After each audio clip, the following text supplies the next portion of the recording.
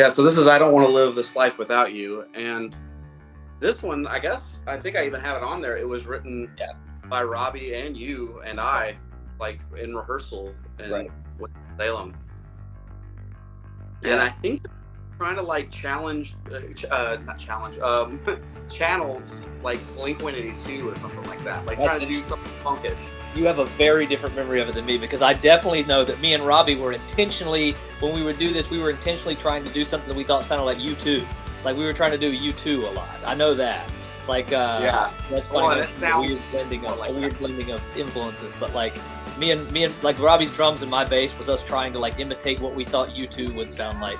Because I don't think we really started this as like a song that was going to be a song. I think we would just goof on it at practice sometimes, and then it just kind of came together. And I think that night that we talked about where we played Elliot's Review, and we had drank a little bit too much, and then people had told us that we did play when everybody showed up. I think we debuted that song. That night. I do know that. Yes, we did. Yeah, it probably was great. But that was one of the interesting things, because I didn't have a recording of this song, and Robbie couldn't record on this album, so that's how I ended up getting Jesse Sprinkle to do it, because I'm a huge fan of his, and I'm really glad he was able to do it. But I did not remember what Robbie did, and I had no recording to show what Robbie did, so I just tried to explain the best I could, as you know, I speak drum, to Jesse what we were trying to achieve.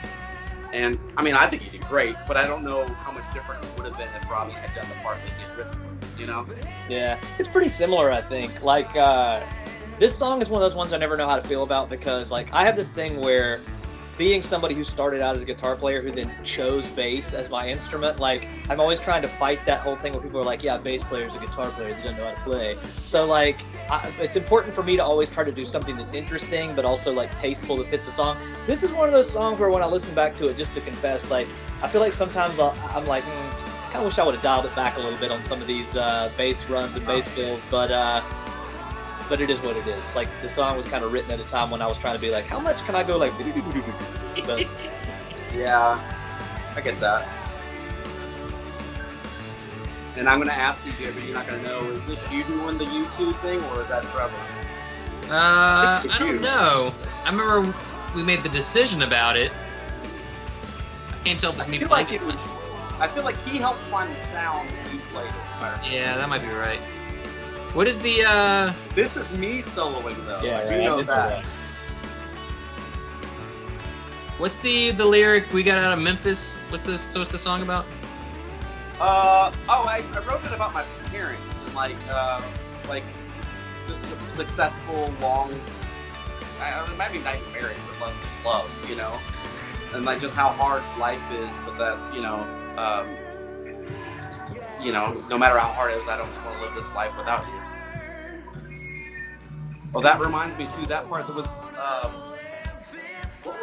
what was that band that had that song, Sex on Fire? Kings of Leon? Yeah. Kings of Leon. This was also very influenced by them. That whole stop and just the bass drum hitting was very much what he started to go. A little bit of that. Yeah, that was big at the time.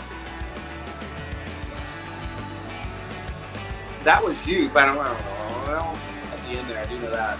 That was an arch guitar, one of those really old ones I got. Arch top? The vocal for this was a little too high for me. We should have picked a better key for my voice, because at the end, still sometimes I'm like, I hit it, but I'm like. Yeah, the woes at the end are cool. I think that also was another one where we had everyone in the same room and kind of just sing it.